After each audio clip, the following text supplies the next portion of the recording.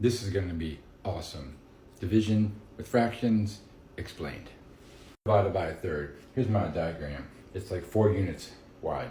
I've broken it up into groups of 1/3. That's the group size. So how many thirds are there in 4? Well, it's 12.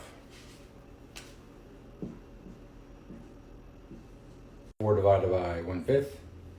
Fifths are smaller. There's 5 fifths in each one whole. So altogether, out of 4, there are 20 1/5.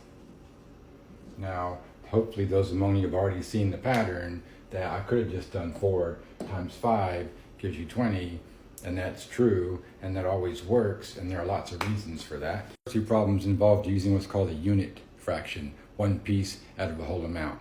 Now I'm going to change it up and show you the pattern. I got 4 divided by 2/3. Well, that's my group size, so how many groups of 2/3 can I make? Well, 1, 2, 3, 4, 5, and 6. There are 6 groups of 2/3 in 4. How is that related to the original problem?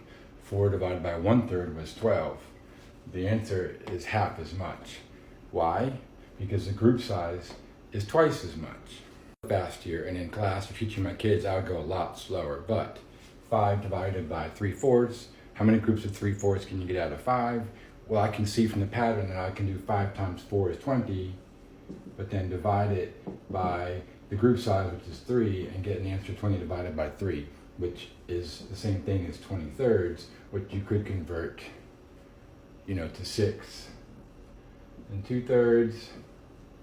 Now some of you are thinking, I'm just going to teach them cube change flip, that's how I learned it. It works, but from my experience, many children will flip the wrong fraction, or they'll change the sign twice, or they'll flip both sides of the division problem, and they'll ask, is this right, to the teacher. And if they ask me if they're doing it right, then my job is not done well, because they're supposed to be thinking enough to understand if they're getting a logical answer or not. We'll do more on these, of course, because someone's going to ask me, what about 3 and 12 19ths divided by 2 and 6 80ths? How do you do that one? Where's your diagram?